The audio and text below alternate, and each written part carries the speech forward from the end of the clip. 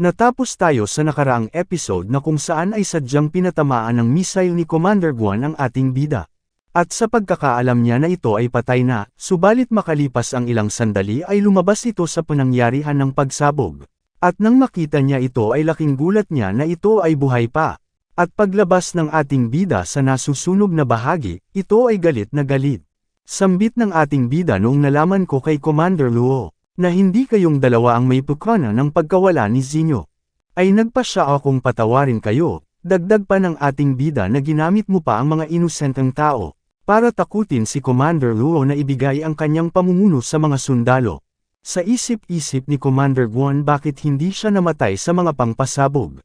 Dagdag pa ng ating bida na dahil hindi sang-ayon sa iyo ang sitwasyon, ay sinubukan mo akong patayin at habang naglalakad ang ating bida patungo sa mga awaken na sundalo ay pinagpapatay nito ang mga zombies na lumalapit. Makalipas ang ilang sandali ay nag-utos si Commander Guan na kung sino ang makapatay sa ating bida ay bibigyan nito ng pabuya. Subalit napamura na lang si Commander Guan sa kadahilan ng lahat ng mga awaken na sundalo, ay hindi sumang-ayon sa gusto nito. Dagdag pa ni Commander Guan sa ating bida na imposibleng hindi ka kayang patayin ng kahit isang machine gun. At di nagtagal ay pinaulanan nito ang ating bida ng mga bala. Subalit walang tumama sa mga ito at agad na tumalon ang ating bida patungo sa helicopter. At nang makasampa ito sa helicopter, at sambit ng ating bida na bago mo ako mapatay naisip mo na ba na kung paano ka mamamatay? Sa takot ni Commander Guan ay nauutal itong tumugon sa ating bida. Dagdag pa nito na kung pakakawalan ito ay gagawin niya itong Vice Commander ng shelter, at kung taytiwalag ito sa ugnayan nila ni Commander Luo, ay ibibigay nito ang lahat ng pagmamay-ari ni Commander Luo kapag ito ay nasakop niya, at kung magkano ang halaga ng ibinibigay ni Commander Luo ay doble ang ibabayad nito. Subalit walang pinakinggan ang ating bida sa lahat ng pinagsasabi nito. Sambit pa ng ating bida na ito na ba ang lahat ng huli mong habilin? At di nagtagal ay maririnig na lang ang pagsigaw at paghingi ng tulong ni Commander Guan. Matapos ang mga sandaling yun ay agad na bumaba ang ating bida. At nagpasalamat kay Siake subalit nagtaka si Siake sa ating bida na kung bakit siya nagpasalamat. At dito nga ay pinakita na kung paano nakaligtas, sambit pa ng ating bida dahil sa mga sandaling malapit na ang mga missile ay pinabagal nito ang ilan sa mga ito. Kaya nagawa kong makapagtago sa likod ng dalawang zombies, at ginamit ko ang divorce skill kaya nagawa kong makaligtas. Masayang tugon ni Siake, subalit pinutol ng ating bida ang sandaling kasiyahan. Dahil hindi pa oras magpahinga dagdag pa nito na dahil wala na si Commander Guan ay ang mamumuno na sa ngayon ay si Commander Luo, at dapat protektahan nating lahat ang shelter. At sumang-ayon ang lahat na protektahan ang tinuturing nilang tahanan. At muling nagpaalala ang ating bida na kaunti na lang ang natitirang mga zombies. At ito na ang huli nating laban, dagdag pa nito, na kung may mga tanong o itatanong kayo ay mamaya na lang pagkatapos nilang protektahan ang shelter. Sang-ayon na tugon ng mga sundalo, at unti-unti nang nakakalapit ang mga zombies. Sa isip-isip ng ating bida ay nasa 1,000 zombies na lang ang natitira, at ang karamihan pa ay mga mutated. Bagamat kaunti na lang ang mga zombies kaysa dati ay mayroon pa rin silang sapat na bilang. Dagdag pa nito na hindi ko rin alam kung gaano pa magtatagal ang aking mental spirit.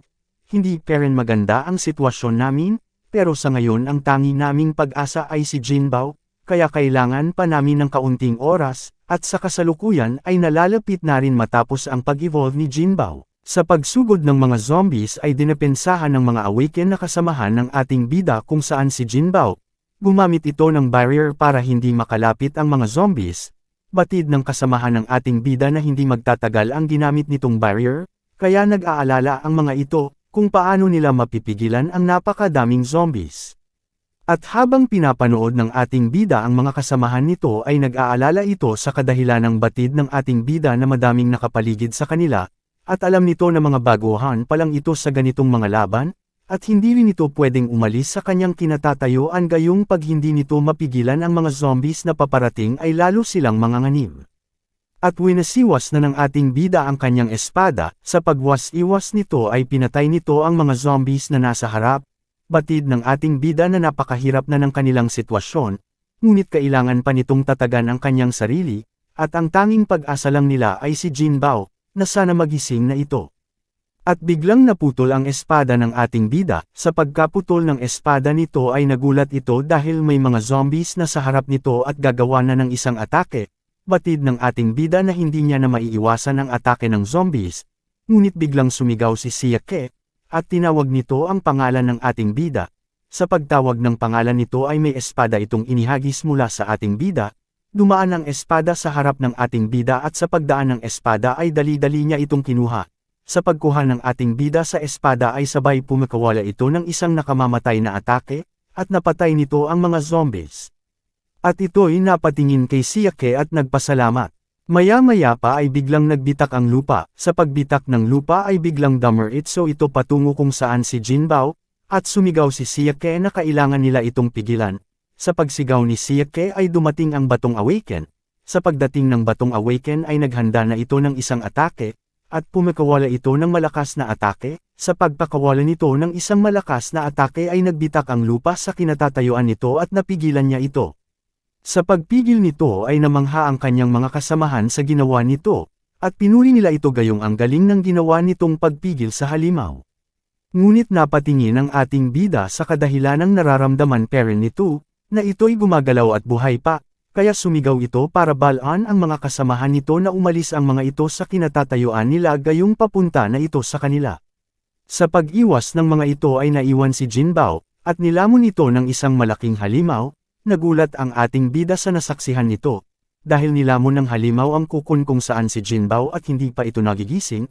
Batid ng ating bida na si Jinbao ang huli nilang pag-asa, ngunit bigla na lang itong nilamon, kaya nagulat ito sa pangyayari. Pagkalamon ng halimaw kay Jinbao ay biglang lumabas ang enerhiya ng halimaw, at gulat na napatingin ang ating bida, si Siake at si Commander Lu, gayong hindi ito pwedeng mangyari, na naabsorb na ng halimaw si Jinbao at nababalutan ng enerhiya ang buong katawan ng halimaw. Nagulat ang mga kasamahan ng ating bida, sa kadahilanang natatakot na ito kung ano ang magiging kahihinatnan nila gayong, mas lalo itong lumakas. Maya-maya pa ay sumigaw ng malakas ang halimaw, sa pagsigaw nito ay may pakpak na lumabas sa katawan nito, at hindi makapaniwala ang mga kasamahan ng ating bida gayong mas lalong lumaki ang katawan ng isang halimaw. At nagulat din ang ating bida sa kanyang nakita sa kadahilanang, maaaring na-absorb ng halimaw ang kapangyarihan ni Jinbao gayong nararamdaman niya dito ang kapangyarihan ni Jinbao, at nalungkot ito sa nangyari, dahil sa, naging malapit na sa buhay nito si Jinbao at hindi niya inaakalang sa ganoon lang magtatapos ang buhay nito, at tinatanong nito kung ano ang maaaring nitong gawin, gayong kailangan niya ba itong patayin. Ngunit biglang may narinig itong tunog at ito ay si Jinbao. At biglang namuo ang pagsabog sa pinangyarihan sa kadahilanang hindi nito kinaya ang lakas ni Jinbao, at habang pawala ang usok ng pinagsabugan ay unti-unti na ring nakikita ang parte ng katawan ni Jinbao. Simula sa paa, likod at pakpak, at kalahating katawan.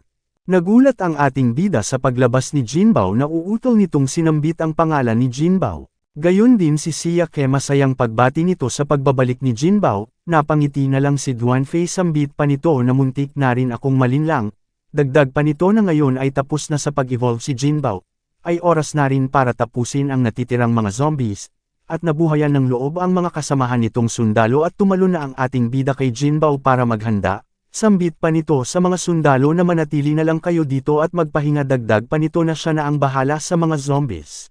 At sumugod na sila Jinbao, sa pagsugod nito ay sinabihan ng ating bida si Jinbao, na gayong nag-evolve na ito sa E-rank, dapat kaya niya nang patayin ang mga zombies, at dagdag pa na sinabi nito, na kung hindi nagising si Jinbao ay maaaring hindi na ito nabubuhay kaya nagpapasalamat ang ating bida.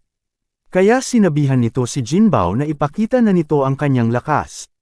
Sa pagsugod ni Jinbao ay mabilis nitong dinaanan ang mga zombies, at bigla itong huminto sa paghinto nito ay nag-ipon ito ng enerhiya sa kanyang bunganga, at pumakawala na ito ng isang malawakang atake. Sa pagpakawala nito ng apoy na atake ay sinabi ng ating bida na may mga zombie sa likod nito, at winisiwas ni Jinbao ang kanyang buntot.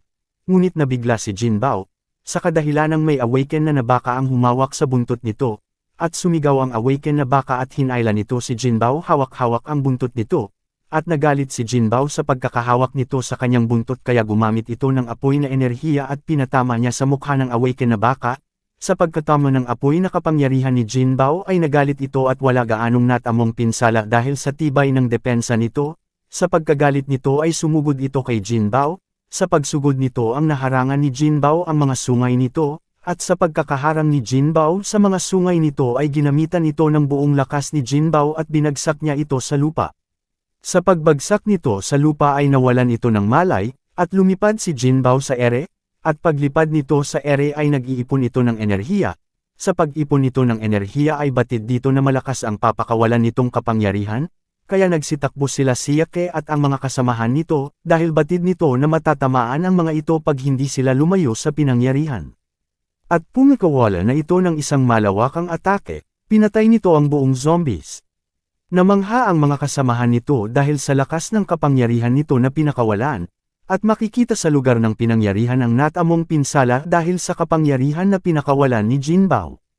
Maya-maya pa ay nagsaya ang mga kasamahan ng ating bida gayong naubos na nito ang buong zombies, at gayon din si Leader Xiao Cao. Namangha ito dahil nanalo sila at napuksa na nila ang mga zombies, at sa isip-isip ni Commander Lu na hindi ito nagkamali sa ating bida gayong naniniwala ito sa kanya, na kaya nitong talunin ang mga zombies.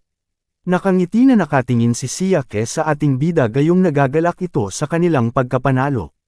At sinabihan na ng ating bida si Jinbao na kailangan na nilang bumaba gayong tapos na ang lahat at malaki ang naitulong nito, kaya pinuri niya ito. Ngunit may biglang naramdaman ng ating bida, gayon din si Jinbao, may isang matalim na bagay na paparating mula sa kanila, at sa bilis ng pangyayari ay hindi ito naiwasan ni Jinbao at tumama ito sa kanya. Sa pagtama nito ay nagulat ang ating bida gayong hindi nito batid kung sino ang may gawa noon. At napansin din iyon ng mga kasamahan nito na may liwanag na dumaan mula sa kung saan si Jinbao at ang ating bida. At sinabi ni Siake na mag-iingat ang lahat dahil baka may zombies pa na natitira, at napansin ng ating bida na, naiwasan ng bahagya ni Jinbao ang pagtama sa mga bagay na iyon kaya wala sa kritikal ang pinsala na natamo nito. At nagtataka ang ating bida dahil hindi niya maramdaman kung sino ang may gawa noon, gayong hindi nito maramdaman na may mga zombies pa sa paligid. At inutusan na nito si Jinbao na dahan-dahan itong bumaba para hindi gaanong lumala ang sugat na natamo nito. At sa pagbaba ni Jinbao ay napansin ito ng ating bida, na may babaeng zombie sa kanilang harapan at ito ay isang Lord Zombie, ang itsura nito ay isang vampira at ang kakayahan nito ay ang isang lason.